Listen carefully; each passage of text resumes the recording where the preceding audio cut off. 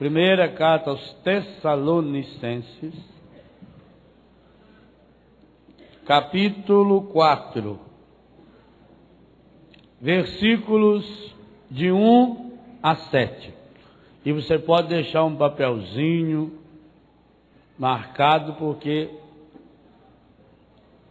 todas as pregações desse acampamento eu vou usar única e exclusivamente a carta de Paulo aos Tessalonicenses. Vocês vão sair daqui especialista.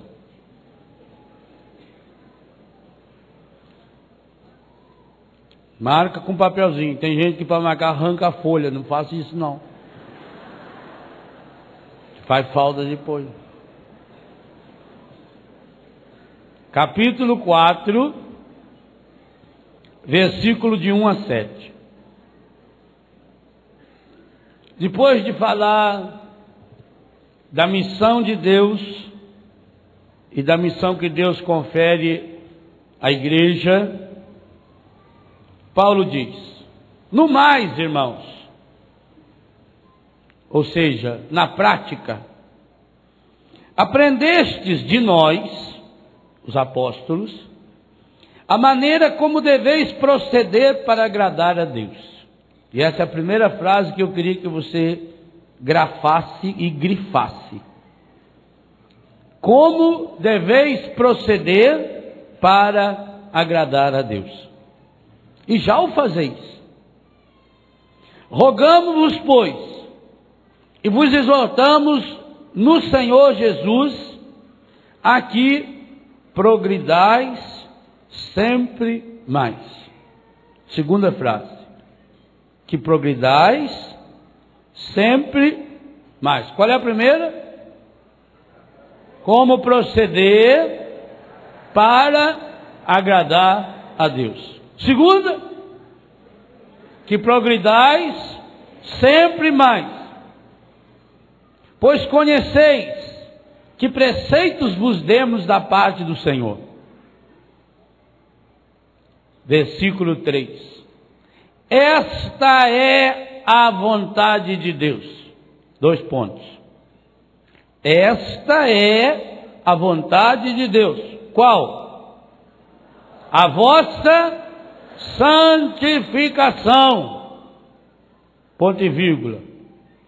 Que eviteis a impureza. Que cada um de vós saiba possuir o seu corpo santa e honestamente. Daqui foi tirado o tema desse acampamento. Que cada um de vós saiba viver santamente o seu matrimônio. Que cada um de vós saiba possuir seu corpo santa e honestamente. Sem se deixar levar pelas paixões desregradas, como os pagãos que não conhecem a Deus. Ou seja, você é chamado a ser diferente. Esta é a vontade de Deus. Terceira frase, a vossa santificação. E para que essa santificação aconteça, que eviteis a impureza, que cada um de vós saiba possuir o seu corpo santa e honestamente, que cada um de vós saiba viver santa e honestamente o matrimônio, ou como traduz a Bíblia da CNBB, saiba cada um de vós viver seu matrimônio com santidade e com honra, uma tradução belíssima, sem se deixar levar pelas paixões desregradas, paixões sem regras, como os pagãos que não conhecem a Deus, e que ninguém nesta matéria oprima nem defraude seu irmão, porque o Senhor faz justiça de todas essas coisas, como já antes vô-lo temos dito e asseverado. Pois, quarta frase forte, Deus não nos chamou para a impureza, mas para a santidade. Então, as 4 frases que nós queremos grifar e grafar no nosso coração. Primeiro, como deveis proceder para agradar a Deus? O que fazer para agradar a Deus? Segundo, que progridais sempre mais. Terceiro, esta é a vontade de Deus, a vossa santificação. Quarta, conclusão, pois Deus não nos chamou para a impureza, mas para a palavra do Senhor. Pode aplaudir a palavra.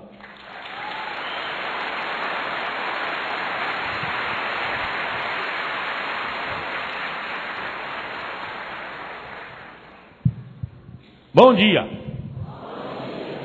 Meus irmãos, alguns sinais nós precisamos percebê-los da forma explícita como eles se impõem a nós. E o primeiro sinal é esse, dá uma olhada. Quantos casais? O que significa isso? Que há uma grande maioria, um grande número de casais cristãos que querem viver santamente o seu matrimônio. Está aqui o sinal. É a mesma coisa quando o padre convida o povo para fazer confissão comunitária. Vamos fazer confissão comunitária. Ah, então nós vamos, porque não precisa falar o pecado para o padre. Mas está falando para todo mundo. Que você olha dentro da igreja e diz, você também é? A confissão auricular, você ainda podia ligar para o padre, só podia marcar uma hora assim comigo, faz igual Nicodemos, vou de noite, né? Ninguém nem fica sabendo, qualquer coisa, se alguém vê você saindo da igreja, você fala que você foi lá consertar o negócio, foi lá fazer um favor para o padre, né? Mas quando você vai na confissão comunitária, cada um que olha você, eu sabia que você não valia nada, sem vergonha. Assim também, ao olhar para essa multidão de casais, eu não sei quantos mil casais tem aí, mas é uma montoeira, significa que há um grande número de casais desejosos de viver santamente o seu matrimônio. Obrigado. Deus abençoe vocês. Parabéns. Isso é bom demais.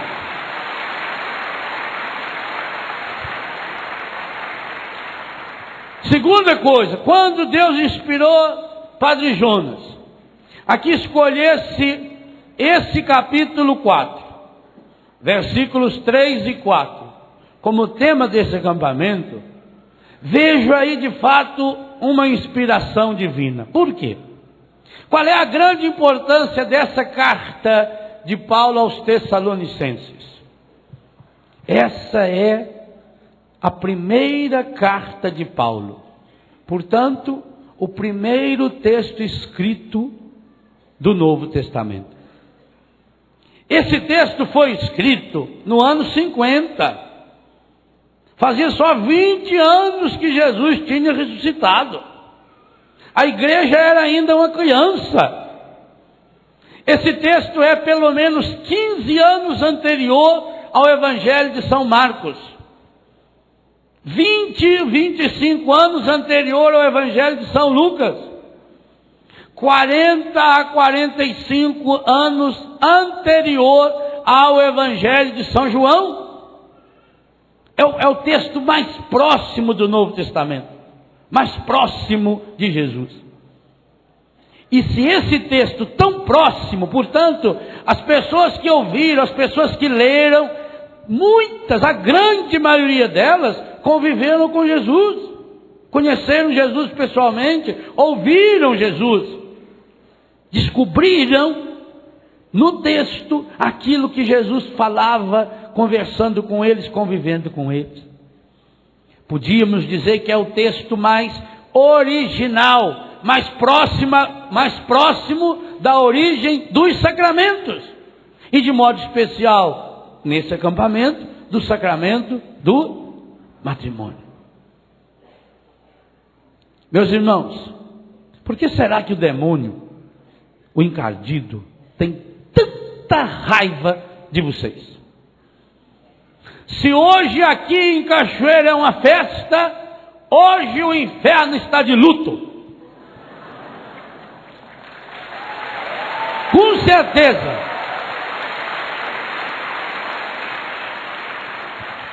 Mas diabo de luto é pior que cachorro brabo enfesado. Esses dias eu vi uma cena na minha casa. Deram um cachorro lá para um menino nosso, um Weimaraner, baita de um bitelo assim, um bicho cinza. Eu estava descendo a ladeirinha lá e ele pegou o meu cachorrinho principal, chuvisco. Ele juntou no pescoço do chuvisco. Eu grudei na orelha daquele medonho. Eu dava porrada na boca dele e ele não largava. Que coisa impressionante. O bicho regala, o cachorro brabo é terrível. O bicho regala o olho. Você dá na cara dele, mas dá. Se eu tivesse um revólver... E ele não largava. Pois hoje, amanhã, o encardido vai estar assim no seu pé e no seu pescoço. Nós vamos ter que dar muita porrada na cara dele. Claro que o Weimaraner já desapareceu lá de casa. Vai mexer com o progenitor nosso? Ora! E é isso que nós vamos ter que fazer com esse bichinho também. Porque quando ele gruda, você dá na cara, quanto mais você dá na cara dele, a raiva que ele vai ficando, ele vai travando o dente assim e não solta. Fez um buraco desse tamanho no pescoço do rapazinho. O rapazinho chorava, ele virava, parecia que ele estava com raiva de mim. Falei, filha da mãe. Na hora eu falei outra coisa, mas aqui não posso falar. Apanhou e foi embora. Pois eu digo a você, hoje o encardido está assim. O que ele puder fazer para atazanar. Vocês não viram na missa ontem como é que ele já estava atazanando? O padre falando, o padre pregando ungidamente, tinha criança berrando, criança andando para um lado, criança andando para o outro. Falei, bicho, amanhã o Weimaraner come os outros aqui.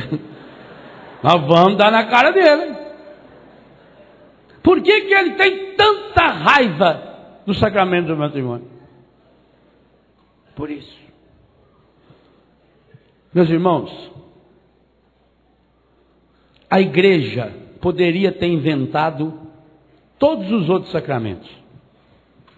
A igreja poderia ter inventado por conta própria o sacramento do batismo. Um sacramento bonito.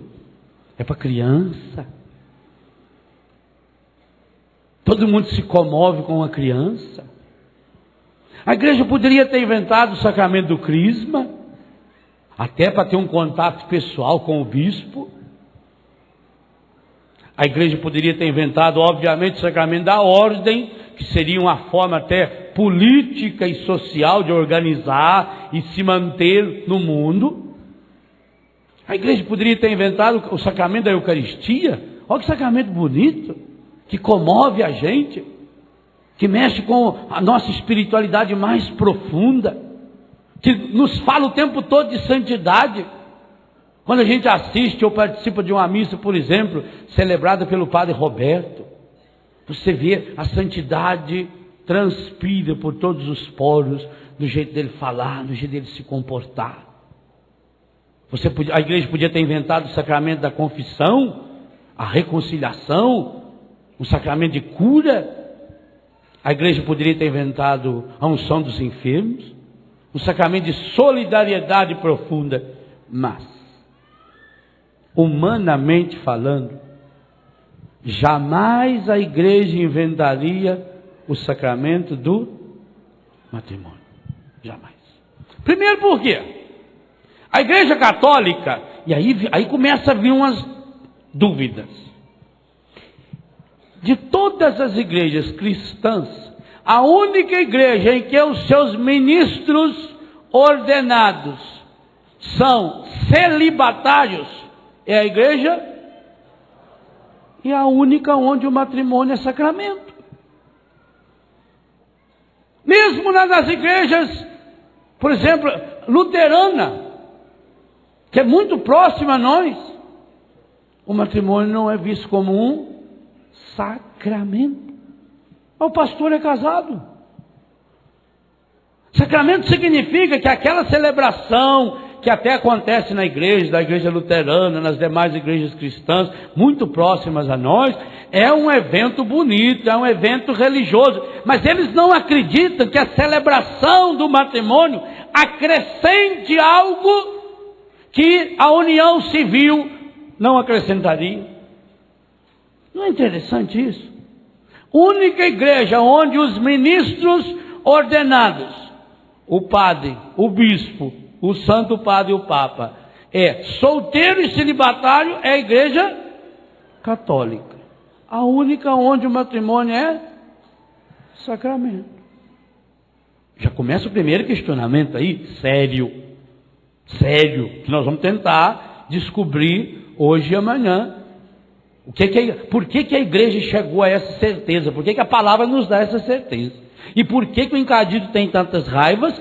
E tudo que ele faz em todos os níveis possíveis para destruir o matrimônio. Porque destruir o matrimônio é destruir o sacramento, e eu diria um sacramento que é originário de tantos outros sacramentos, dos demais sacramentos todos até.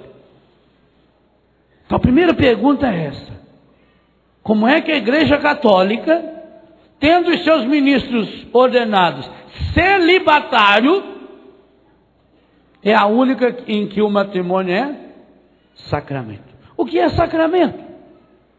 A própria palavra já diz: sacramento é algo sagrado. Mas não é só algo sagrado que lembra o sagrado. Aquela imagem é uma imagem sagrada. A gente olha para ela, a gente lembra de Jesus. E é uma imagem abençoada. Aquela imagem de Nossa Senhora é sagrada. Inclusive veio de Fátima. Foi abençoada. Há muitas pessoas que têm um crucifixo, que têm um anel, que têm um terço, que foi abençoado pelo Santo Padre e o Papa. É sagrado, mas não é sacramento. Por quê? Algo pode ser sagrado, lembra o sagrado, mas sacramento significa que, além de lembrar o sagrado, é algo que contém o sagrado. É algo que é sagrado. Isso fica muito bonito de se ver na Eucaristia. Como hoje à noite, o diácono entrará com o Santíssimo Sacramento e nós adoramos solenemente. Não é muito difícil para nós cristãos católicos perceber, no momento de adoração, no momento da consagração, que a Eucaristia contém o corpo, sangue, alma e divindade de nosso Senhor Jesus Cristo, como o próprio anjo de Portugal fez os pastorinhos adorarem. Mas quando nós falamos que o matrimônio contém o sagrado, aí começam as dúvidas, aí começam os questionamentos, e um problema muito sério: a grande maioria dos casais cristãos até hoje não fizeram ainda uma experiência do matrimônio como sacramento. Nem na teologia, nem na teoria, muito menos na prática. Porque falar que o matrimônio é sacramento é falar que ele lembra o sagrado, que ele é sinal do sagrado, que ele é um caminho para o sagrado, mas é afirmar que ele contém o sagrado. Ou seja, do mesmo jeito que se eu toco na Eucaristia, eu estou tocando no corpo, sangue, alma e divindade de nosso Senhor Jesus Cristo, ao tocar num casal cristão que se uniu pelo sacramento do matrimônio, eu estou tocando no corpo, sangue, alma e divindade de nosso Senhor Jesus Cristo.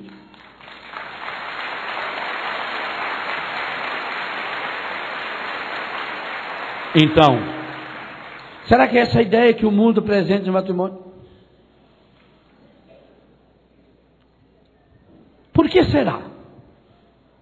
Por que será que a Igreja Católica, sendo a única igreja com seus ministros ordenados celibatários, tem o matrimônio como sacramento? Repito, a igreja não teria inventado. Você vai encontrar razões e até encontra estudos sociológicos, alguns são bestológicos também, antológicos, a antologia desses estudos sobre o papel sociológico da confissão. Eu já li estudos sobre isso. Papel sociológico. A igreja criou a confissão para que o padre tivesse um feedback. Gostou do feedback? É um retorno. Para ele saber o que está se passando no meio do povo, e depois no sermão ele vinha e disse a lenha. É um feedback. É sociológico. Que a igreja criou o sacramento da Eucaristia como um aspecto sociológico, para criar um êxtase comunitário, e por isso então se reveste com aquelas roupas especiais, com aqueles ostensórios especiais, para que passando, e as músicas solenes tocando, e as pessoas ajoelhadas, com a cabeça baixada, com os olhos fechados, então que aquilo criaria um êxtase espiritual, e que era muito fácil você dominar as pessoas. Tem estudos sobre isso. Repito, estudos antológicos. E por que não faz um estudo desse então também no mesmo nível? Porque a igreja ia criar o matrimônio como sacramento. Quem são os ministros desse sacramento? Para piorar, está no catecismo da Igreja Católica. Quem são os ministros desse sacramento? Os noivos. Na Igreja Católica Romana. Na Igreja Católica Oriental, por exemplo, não é tão forte como na Igreja Católica Romana. Lá é sacramento, mas o ministro do sacramento é o presbítero, que coroa a noiva e depois coroa o noivo. É ele que dá ao noivo e à noiva o atributo de serem agora sacramentos um para o outro.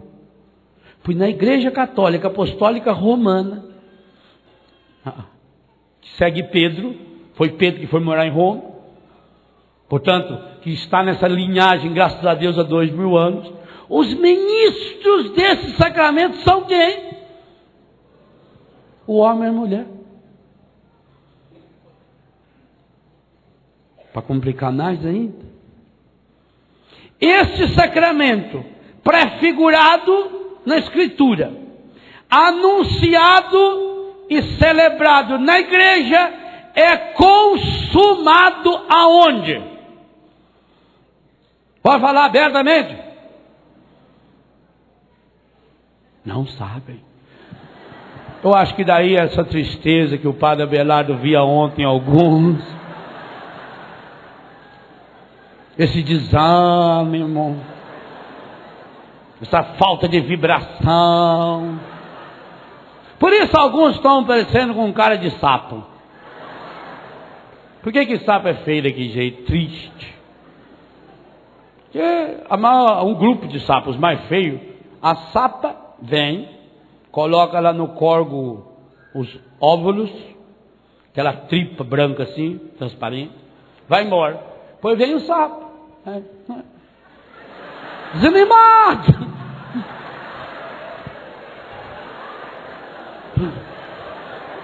e vai pondo um por um, uma gotinha ali.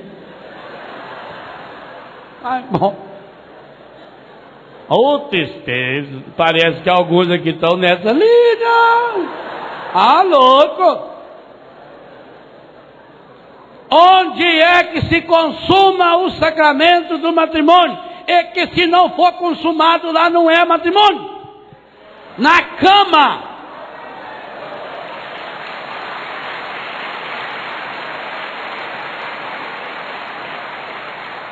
Na cama.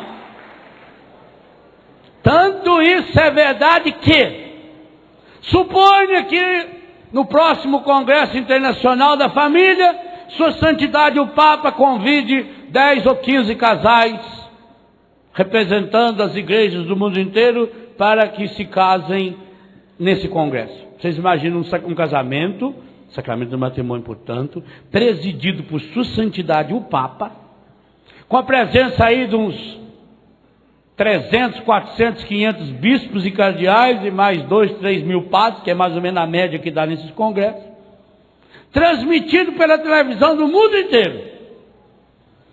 Imagine que coisa maravilhosa. Seria lindo? Mas se esse casal, por qualquer motivo, não pudesse se unir fisicamente falando na cama, esse casamento seria nulo, declarado nulo, ipso facto, não consumou.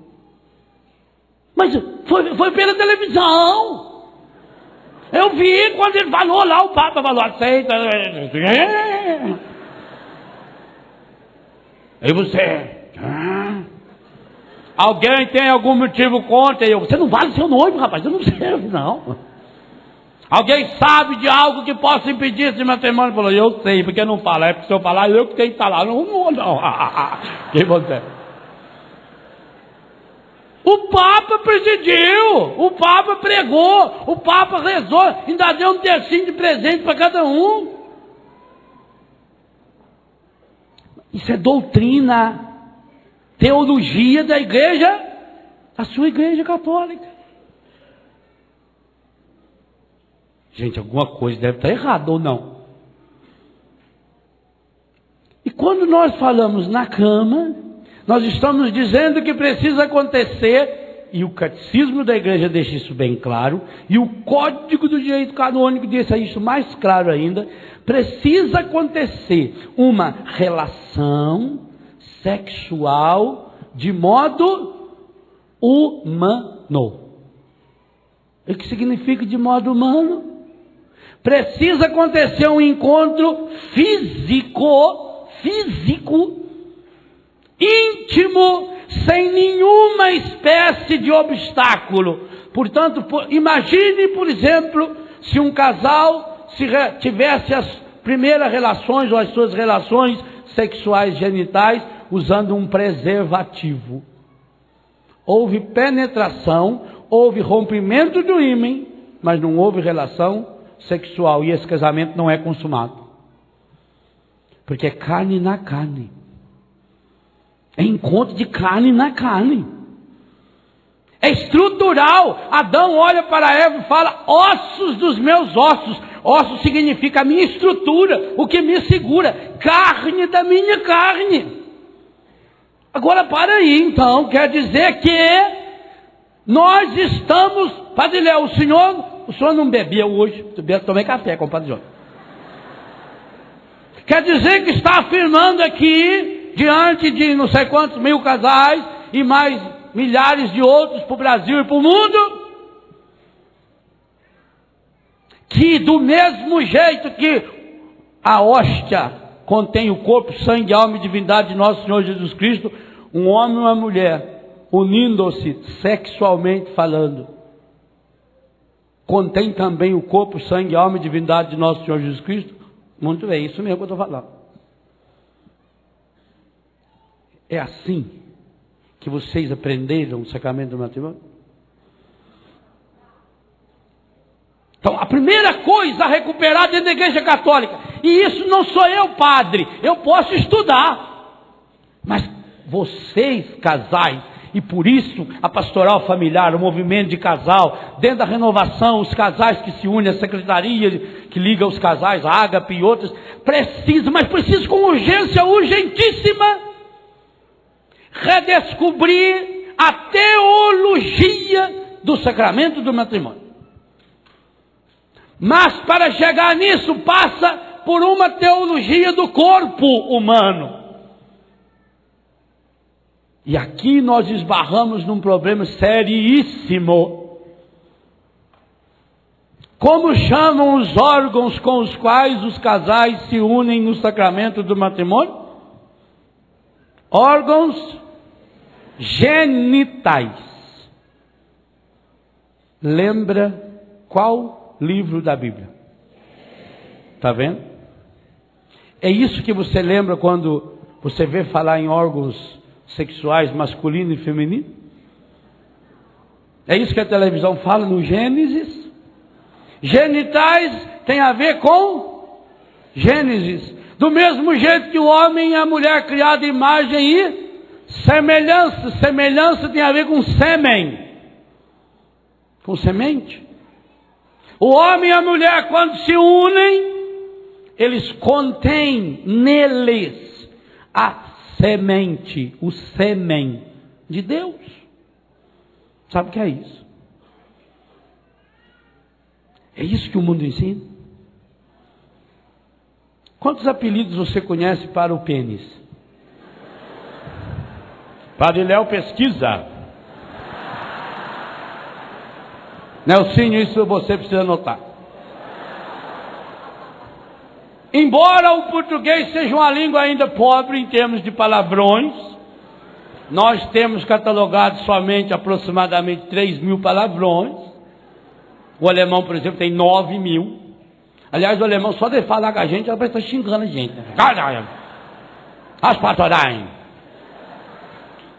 Em português, catalogado, tem para pênis 369 apelidos. Um para cada dia do ano, ainda sobra aí 4. Olha que riqueza, que fartura. Cada um pior do que o outro. Com analogias medonhas, que eu não preciso falar aqui. Até porque eu não conheço todos um por um. Com esse nome, não pode falar. 369. Vagina. 299. Falta um para 300. E cada nome, gente, que é nojento até de ouvir falar. Cada comparação, a mãe mesmo ensina a filha. Cada nome, olha, nome que dá nojo. Comparado com um bicho que dá nojo, bicho que vive em brejo, bicho que vive frio. Tá vendo? Vocês sabem, acho que vocês sabem todos esses aqui. Sabe quantos sinônimos tem em português catalogado para relação sexual? 232.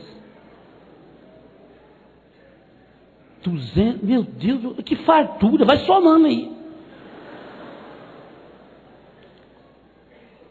Apelidos para o ânus tem 215. Depois você pode fazer o concurso, quanto você conhece. De nádegas tem 90. O que isso significa, gente? Significa que nós já vamos educando a criança. Porque quando eu educo meu filho de que ele tem uma parte no corpo, como o Pero Vaz de Caminha escreveu ao rei de Portugal, no primeiro documento histórico do descobrimento do Brasil, os índios estão na praia, parecem ser pessoas muito boas. Eles não têm vergonha de mostrar as próprias vergonhas. Está escrito isso. É sinônimo de vergonha. O molequinho lá de 2 ou 3 anos, a mãe chega, ele está brincando no pênis, a mãe, tira a mão daí! Papai do céu não gosta! Não gosta, então por que pendurou aqui? Foi eu por acaso que pus em mim? Olha! Então nós precisamos recuperar uma teologia do meu corpo. E vou dizer uma coisa a você com toda sinceridade. Se os cristãos católicos não fizerem isso, ninguém no mundo vai fazer. Ninguém. Impossível! Ainda mais vivendo no mundo que nós vivemos. Porque vejo que o demônio é terrível. Eu falei que aquele cachorro vai me arando brabo. Ele começa a minar ali, gente. Ele começa a minar, é no nome.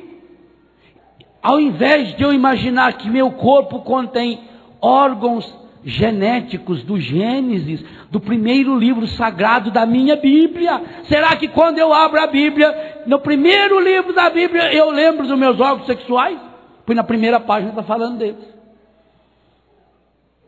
A Bíblia católica não tem medo de colocar o matrimônio na primeira e na última página. A Bíblia Católica se abre na primeira página, capítulo 1, versículo 26 e 27. Então, quer dizer, depois de tudo pronto, Deus disse: façamos o homem e a mulher a nossa imagem, segundo a nossa semelhança. E a Bíblia fecha suas páginas no Apocalipse 22, versículo 17, o Espírito e a esposa dizem: vem. O capítulo 21 do Apocalipse, o 19, ao falar dos novos céus e da nova terra, fala das núpcias do Cordeiro. Na bênção matrimonial, depois que o marido e a mulher, o noivo e a noiva se tornam marido e mulher, o sacerdote faz a bênção nupcial, faz a oração nupcial. E nessa oração há uma frase espetacular que diz o seguinte: a única bênção que não foi abolida, nem pelo pecado original, e nem pelo dilúvio. Ou seja, é preciso tirar da cabeça e do coração de que há uma associação, que fizeram essa associação, e quem fez foi o encardido, não foi a igreja. De que há uma associação entre pecado original e matrimônio. E pior ainda, pecado original e relação sexual. Chegou-se a pensar que a relação sexual fosse possível somente em consequência do pecado. Houve, e na história houve, talvez até em consequência da filosofia platônica. Não falo do amor platônico, porque Platão pensava que existia um mundo ideal, que estava lá não sei aonde, e que aqui, aonde nós vivemos, é só cópia. Por quê? Como a alma pecou, ela foi jogada nessa terra. E como castigo para essa alma, ela ganhou um corpo. O corpo é a prisão da alma. O corpo é aquilo que vai purificar a minha alma. Então o corpo em si é uma coisa que tem que ser desprezada. Uma coisa desprezível. Meu Deus do céu! A teologia da Igreja Católica diz que meu corpo é obra-prima das mãos de Deus. E está escrito no Catecismo da Igreja Católica: a vocação ao matrimônio é um dom que Deus deu ao ser humano masculino e feminino na hora em que ele foi gerado e gestado na sua mão. Que coisa espetacular! Quando nós compreendemos o que a Bíblia afirma com todas as letras, e a fé católica nunca deixou de afirmar, nunca, nem mesmo quando aconteceu esses períodos em que a influência de uma filosofia como essa, platônica, até mesmo com Santo Agostinho, na renúncia que ele quis fazer à sua vida de pecado, ou com São Paulo, que acabou também tendo uma grande influência, ou como negação àquela pornografia que existia na Grécia e na Roma antiga, em Corinto, em tantas outras comunidades. Nem aí! Nem São Paulo. São Paulo pode ser acusado de muita coisa, mas São Paulo deixa muito claro a santidade, a legitimidade da união carnal como instrumento que contém o próprio Deus. E isso basta você ler com calma 1 Coríntios capítulo 7, quando ele vai falar da castidade consagrada, do celibato por causa do reino, quando ele vai falar da união física, a ponto de Paulo dizer, no capítulo 7 da 1 Coríntios, que o casal não pode ficar sem se relacionar intimamente, a não ser por pouco tempo de comum acordo, se for para a oração. Isso aí hoje tem muitos maridos usando esse texto bíblico. Ele chega em casa do serviço, vai direto na Bíblia, abre lá em 1 Coríntios 7, deixa a Bíblia aberta. Aí a mulher entra no quarto, muito católica: oh, o Senhor está me dizendo. Aí, só se for para oração, então. Mas tem mulher que conhece a Bíblia também, ela abre lá em 1 Tessalonicenses 5,16, orai sem cessar. Se é para oração, ore sem cessar. Nem São Paulo. São Tomás de Aquino afirma o seguinte, porque houve uma época em que a filosofia cristã perguntava: Adão e Eva tiveram ou não tiveram relações sexuais no paraíso? Veja que assunto importantíssimo, de uma seriedade absurda. Fizeram ou não fizeram o serviço? Houve ou não houve? São Tomás de Aquino escreve, Santo Tomás de Aquino, o doutor angélico, o homem que escreveu, tem uns 20 livros nessa grossura, desse tamanho assim. Só para você carregar os livros desses, você precisa de uma mala, aquela grande roda. A suma teológica. Não é sômica teologia, né? É suma, quer dizer, o ápice da teologia. São Tomás escreve assim, bom, se tiveram ou não tiveram, biblicamente falando, é muito difícil de afirmar. Se não tiveram, diz Santo Tomás, foi pura e simplesmente por falta de tempo.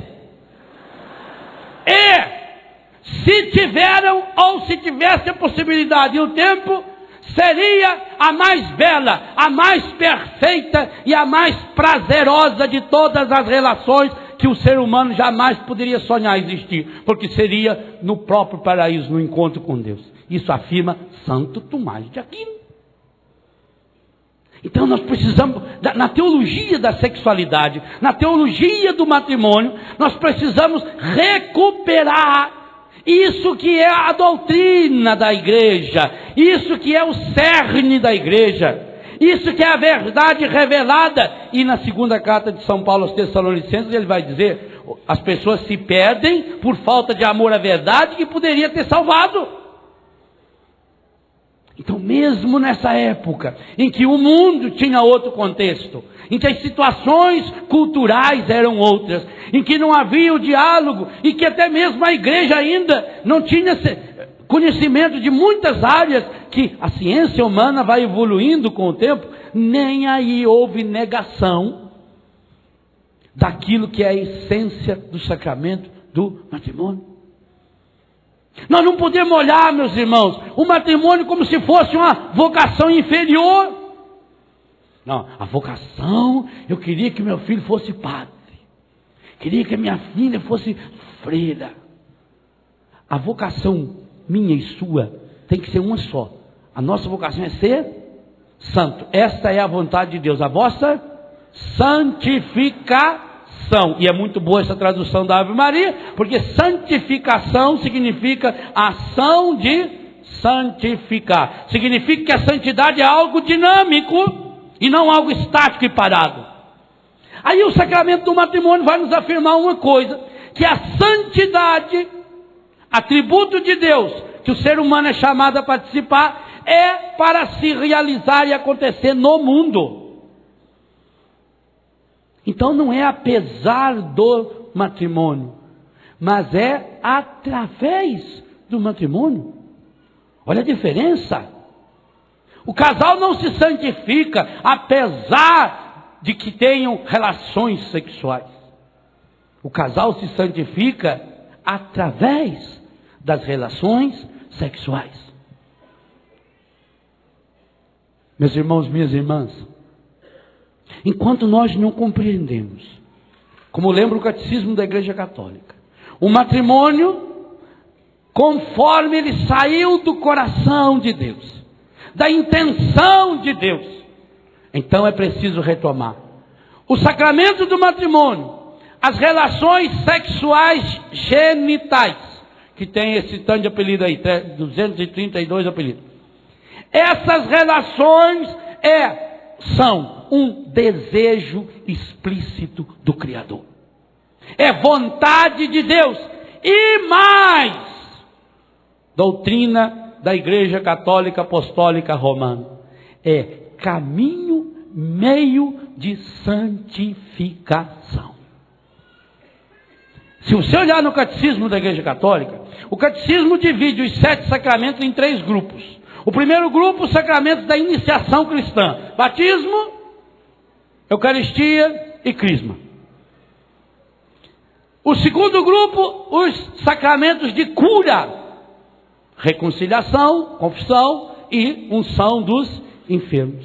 E o terceiro, os sacramentos de santificação, os sacramentos de serviço, ordem e matrimônio. Até na divisão, que é pedagógica, obviamente, o catecismo equipara o sacramento da ordem ao sacramento do matrimônio. E no que sacramento da ordem e sacramento do matrimônio têm em comum, além de ser sacramento? Eles existem para santificar o outro. Embora em si mesmo o sacramento contenha a santificação e a santidade, esse é um sacramento para. Ninguém é padre para si mesmo. Aí como é difícil pensar isso então no sacramento do matrimônio. Até não é difícil você pensar na vocação sacerdotal, principalmente de alguns padres que a gente conhece, que gastam a vida pelo amor do povo de Deus, que vivem para santificar o seu povo, que prega, que reza, que luta, que trabalha, que você vê que são padres que não param, que chega aos 58 anos de padre com o mesmo entusiasmo. A gente olha e fala, que maravilha. Até não é muito difícil ver a santificação, a ação de santificar do João Paulo II, que chega aos 83 anos de idade e viajando o mundo, pregando, anunciando e levando Deus para as pessoas. Mas é preciso começar a ver, e isso está no catecismo da sua igreja, isso é doutrina da sua igreja, que a ação sua de marido e a ação sua de esposa, de mulher no Senhor, e essa é a grande diferença, e aí é sacramento do matrimônio, é também uma ação santificadora. A primeira pessoa que você é chamada a santificar é seu marido.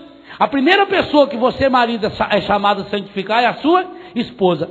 Depois, marido e mulher juntos, se santificando um ao outro. E santificar, eu vou retomar esse tema, significa cura, significa restauração, significa proteção, significa limpeza, significa separação, consagração. Essa ação de santificar, marido que santifica a sua esposa, esposa que santifica o marido, marido e mulher que santificam os filhos, família que santifica o mundo. Por isso o Papa vai afirmar, não só esse, vários papas afirmaram, e também faz parte do conteúdo da doutrina, do conteúdo doutrinário da Igreja Católica, que a família é a célula mater, mãe da sociedade. Por isso perceba por que é importante para o encardido tocar ali na família. Porque se ele toca na célula mãe, se ele consegue degenerar, se ele consegue estragar, se ele consegue apodrecer, se ele consegue colocar uma sementinha de pecado ali dentro. E com algo muito pior. O mundo espiritual só pode entrar em contato com o mundo material através ou de Deus, que os fez, ou do ser humano, que contém o material e o espiritual. Vou dar um exemplo bem claro. Eu tenho aqui um copo d'água. Vou colocar ele aqui. Se nós tivéssemos o poder, eu não tenho e não quero ter também, mas se alguém tem aí, tivesse o poder de convocar em torno desse copo d'água o inferno inteiro, com os encardidos, com os cães, com o chifrudo, potestade, o capeta, os arruins, ninguém, que povo de usar, os marmanjos, se você tivesse a possibilidade de reunir o inferno inteiro aqui em volta desse copo, qual é a única forma que o inferno inteiro, que todos os demônios juntos teriam para botar a mão nesse copo?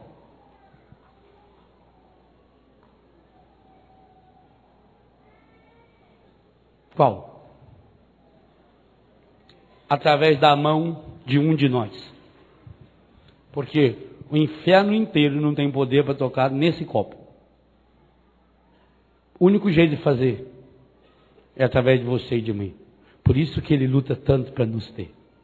O único jeito que o encardido tem de se comunicar com o mundo material é através do ser humano. Ora, Se o sacramento do matrimônio é o sacramento por excelência da reprodução de Deus, isso é uma coisa espetacular. A Bíblia traz, meu Deus, eu já fiz pregação sobre isso no acampamento de casais aqui, acho que o passado ou do outro ano. Quando nós analisamos o capítulo 1 do Gênesis, e você vai vendo na lógica do autor, 10 vezes, quando Deus cria todos os seres vivos, plantas, animais, pássaros, monstros, peixes, todos eles são animais que se reproduzem segundo a sua espécie. E quando chega na hora do homem e da mulher, o autor muda o refrão. Homem e mulher não se reproduzem segundo a sua espécie. Homem e mulher, imagem. Então o homem e a mulher não se reproduzem. O cachorro com a cachorrinha reproduzem cachorrinho. A vaca e o boi reproduzem um bezerro. O homem e a mulher reproduzem Deus. Isso é sério demais. Por isso que o encadido quer ir na fonte. E não reproduzem Deus só quando tem um filho. Porque, e também aí é fabuloso, gente. Catecismo da Igreja Católica. Código do Direito Canônico. Compêndio do Vaticano II. Em todos os documentos oficiais da Igreja, o primeiro atributo do matrimônio cristão é unitivo. O segundo caráter é procriativo. Na ordem que aparece em todos eles. Ou seja, a primeira função pela qual um homem e uma mulher são chamados por Deus para essa vocação, vocação é chamado, é unitivo. É físico, é psíquico, é afetivo, é espiritual. Por isso que Jesus retomou, quando Jesus em Mateus 19 retoma a teologia bíblica do matrimônio e eleva-o à condição de sacramento, o que Jesus falou? Por isso o homem deixará pai e mãe, a mulher deixará pai e mãe, e se unirão e formarão uma só carne. Carne, sarx, físico, psíquico, na sua fragilidade também. E aquilo que Deus uniu, o homem não separa. Ninguém pode separar. Não há a menor possibilidade dessa separação. Então nós precisamos recuperar a teologia do sacramento do matrimônio. Para recuperar essa teologia, é preciso recuperar uma teologia do corpo humano. Uma visão teológica, uma visão santa, uma visão pura, uma visão bonita, uma visão do maravilhar-se de Deus que se realiza no corpo humano. Meu corpo contém Deus. São Paulo chega a um absurdo. Antes de falar das relações sexuais, no capítulo 7 da primeira carta aos Coríntios, o encerramento do capítulo 6 é um disparate teológico. 1 Coríntios 6, 19 e 20 diz, a última frase: glorificai, vírgula, pois, vírgula, a Deus no vosso corpo. Olha que palavra. O que é glorificar, gente? Glorificar é manifestar o ápice, a glória de Deus. São João vai nos lembrar isso quando Jesus lá em Betânia olha para Marta e Maria e diz: eu não disse que se vocês acreditassem de fato vocês veriam a glória de Deus? Mas é o mesmo São João que tem coragem de colocar no capítulo 2, nas bodas de Caná, manifestou a sua glória e os seus discípulos creram nele.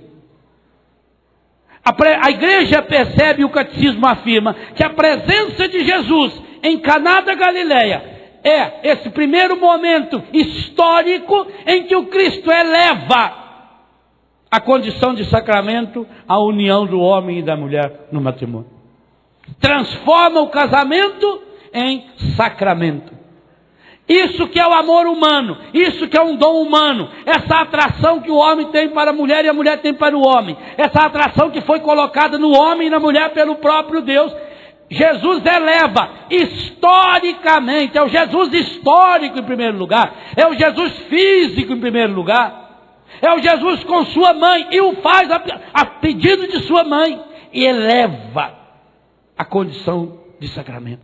Se você quiser lembrar um pouco a teologia que nós trabalhamos de João 2, lembra do acampamento passado, deve ter a fita aí de gravação, as bodas de Caná.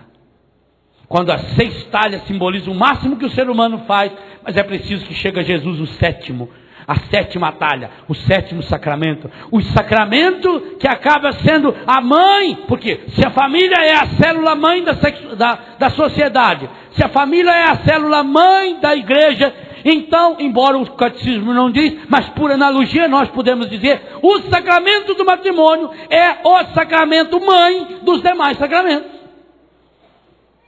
Embora ele seja só possível para quem tem o sacramento do batismo, porque nenhum outro sacramento pode ser dado a uma pessoa que não tem o sacramento do batismo, ou a uma pessoa que não seja viva, sacramento para os vivos, o sacramento do matrimônio torna-se, por analogia, origem e fonte dos demais sacramentos. Por isso que atingi-lo é atingir o coração, é atingir a cabeça, é pisar ali, é aí que o demônio quer fazer. E nós vamos perceber, hoje e amanhã, quantos são os mecanismos físicos, econômicos, sociais, sexuais, psicológicos, afetivos, que o encardido usa, as artimanhas que ele vai montando, o projeto que está montado em nível mundial, o projeto patrocinado pela Nova Era, com esse objetivo claro, nítido, sem nenhum subterfúgio, destruir o casamento, destruir o sacramento do matrimônio, destruir a família. Portanto, eu estou dizendo a vocês, hoje o inferno está que é uma fera, está que é uma arara. E vai fazer o possível e o impossível para isso. Por quê? Porque na hora em que nós tomamos consciência de quem nós somos, e aí nós entendemos uma coisa do sacramento do matrimônio. Jesus Cristo, além de revelar a vocação do matrimônio, a grandeza do matrimônio, é o único que possibilita o ser humano de viver essa vocação. É um aspecto duplo. Por isso tem que ser marido e mulher no Senhor. E o que é que significa ser marido e mulher no Senhor? Significa que nós, a partir do momento em que temos um encontro pessoal com Jesus Cristo, nós passamos a viver o nosso matrimônio não mais segundo a lógica do mundo, mas segundo a lógica de nosso Senhor Jesus Cristo. Isso é marido e mulher no Senhor. Se é matrimônio cristão, significa que o casal cristão precisa reproduzir no mundo as atitudes de nosso Senhor.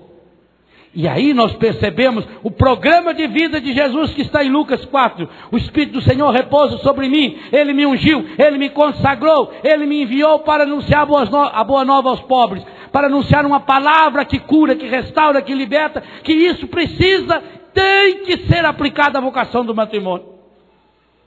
Porque o dom específico que o Cristo deu a você, no dia em que você se consagrou e se deu em sacramento do matrimônio, foi o Espírito Santo. E isso é doutrina da Igreja Católica, está no nosso catecismo.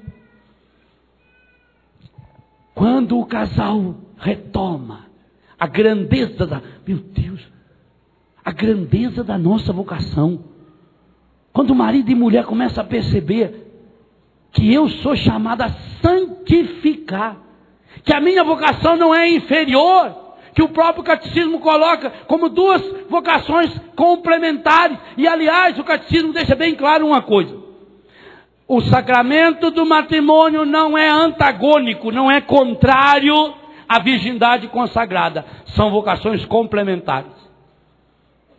Um não vai existir sem que compreenda a grandeza e a beleza do outro. Com um detalhe ainda: a virgindade consagrada não é sacramento.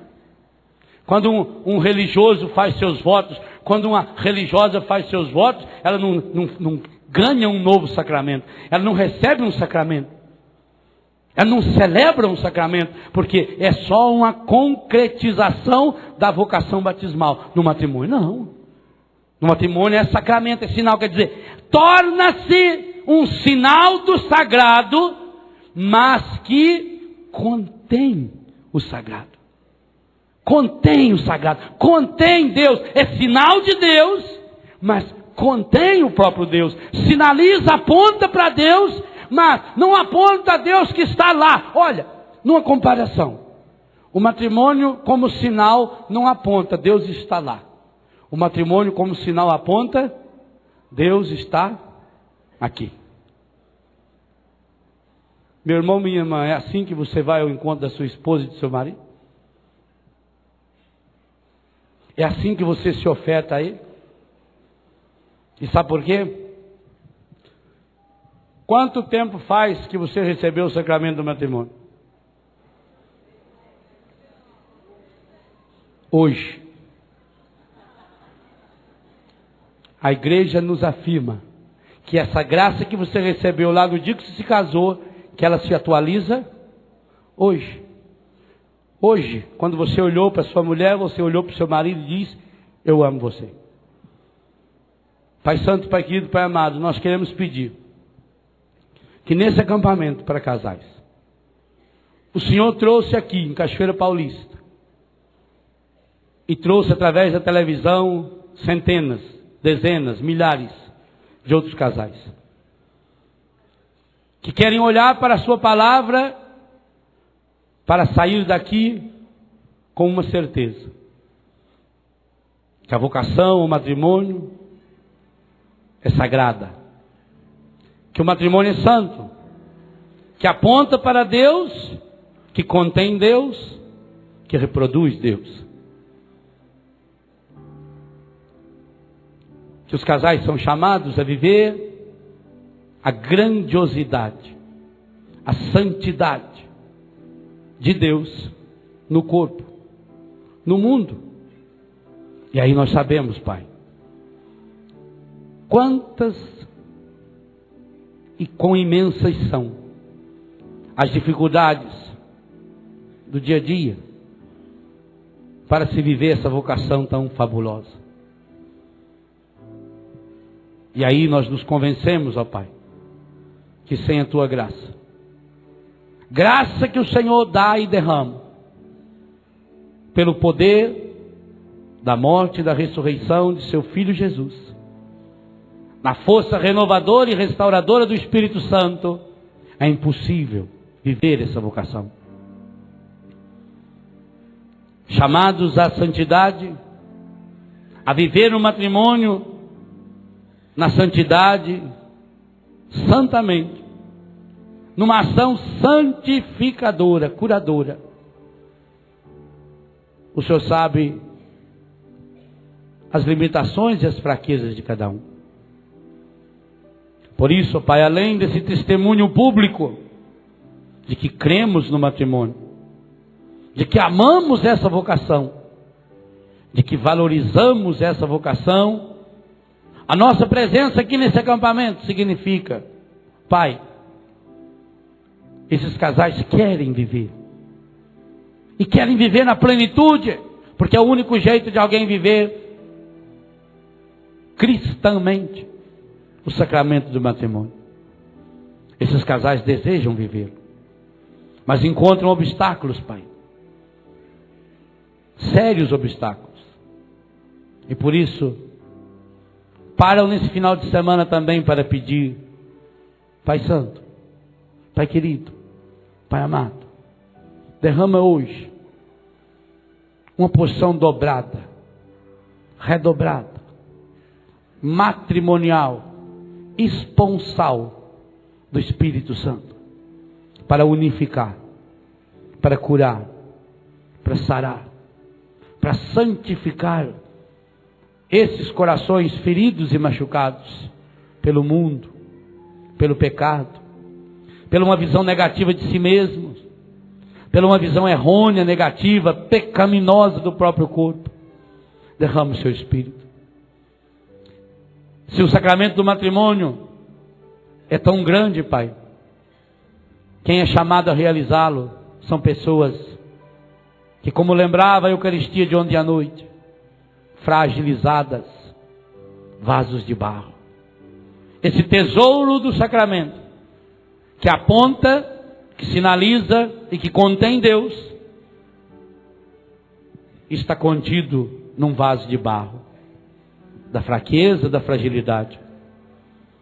Mas aí nós olhamos também, Pai, para a Tua infinita misericórdia, que nos é revelada pela palavra viva de Seu Filho, historicamente pela Tua Igreja, que é na fragilidade humana, aberta a Tua graça, que se manifesta o ápice da Sua força. Que o Senhor jamais nega a graça e a força do Espírito àqueles que verdadeiramente o aspiram, o desejam, o querem e abrem as condições do seu coração para recebê-lo. O que nós estamos pedindo, Pai, desde ontem, no dia de hoje e pediremos amanhã, é uma nova efusão do seu Espírito Santo sobre esses casais. Ao abrirmos esse acampamento com a festa de São Tiago, nós suplicamos, ó Pai, a força apostólica, a força do martírio, a coragem, a força do coração. Ao celebrar hoje São Joaquim e Santa Ana, nós pedimos, Pai, que essa força acompanhe esses nossos irmãos e essas nossas irmãs todos os dias de sua vida, até a senectude, a idade da maturidade, o esplendor da graça.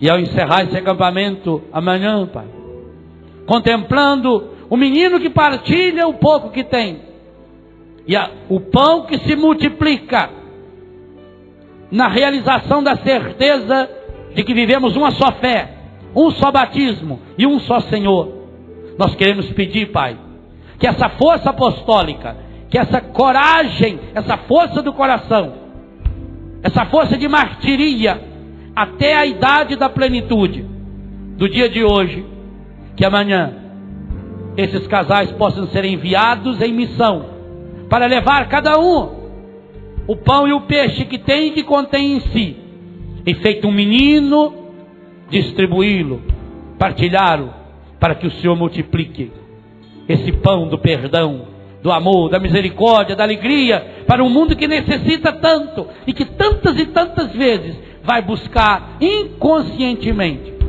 ou com uma consciência estragada no pecado e nas suas consequências. Pai, nós estamos pedindo aquilo que o Senhor quer nos dar.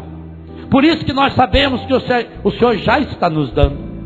Assim como o seu Filho Jesus revela a vocação do matrimônio, e é também o único que possibilita aos casais que realizem essa vocação, nós suplicamos, ó Pai, em nome de Jesus, pelo poder do corpo, sangue, alma e divindade dele, que o Senhor se derrame, porque dar o Espírito, sabemos, é se derramar, é dar Deus, é dar a plenitude da paternidade, da filiação, da fraternidade, das dimensões que os casais são chamados a viver, na paternidade, na filiação, na irmandade, na nupcialidade, as características do amor humano, que o seu Espírito unifica, Pai.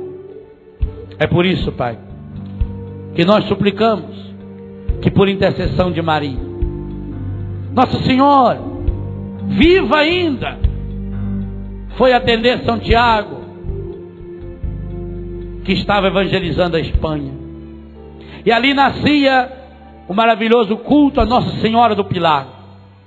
Pois assim, Pai, como começamos esse acampamento, na festa desse apóstolo, coluna da igreja, um dos três que estava sempre contigo, assim como Maria, de Éfeso, se transportou até a Espanha, em Saragoça, e ali nascia, próximo, o Campo da Estrela. Hoje, com esse caminho de peregrinação de Santiago de Compostela, nós pedimos, por intercessão de Maria, Nossa Senhora do Pilar. Primeiro grande título que Maria recebeu na história do cristianismo, que chegou na Europa e de lá para cá. Hoje nós pedimos, ó Pai, por intercessão de Maria, Nossa Senhora do Pilar, nesse sábado que lhe é consagrado, que ela seja também o pilar, o sustentáculo, a segurar esses meus irmãos e essas minhas irmãs, nas horas em que o seu peregrinar não for fonte de santificação. Pior ainda, naquelas horas em que, por fechamento ou por pecado, acaba se tornando fonte de tristeza, de doença, de mágoa, de ressentimento e de pecado. Maria, Mãe de Deus e da Igreja, Nossa Senhora do Pilar, Nossa Senhora de Caná da Galileia, apresente esses casais logo agora para o seu filho Jesus e diga a ele: ô mãe, diga a Jesus o que está faltando na vida desses casais. Diga a Jesus, mãe, o que está faltando na vida desses casais que agora acompanham conosco pela televisão, pela rádio, pela internet. Leve-os, mãe, até o coração do seu filho, porque nós sabemos, mãe, a senhora aponta para Jesus e a senhora sopra ao ouvido desses casais. Aconteça o que acontecer, falte o que faltar, façam tudo o que ele vos disser. Mãe de Deus e da Igreja, interceda por esses casais, por seus filhos, por sua missão de santificar um ao outro e de santificar esse mundo que tanto necessita da sua graça. É o que nós pedimos, é o que nós pedimos, ó Pai, por causa e em nome do seu Filho, nosso Senhor Jesus Cristo, que é Deus convosco, na unidade do Espírito Santo. Amém.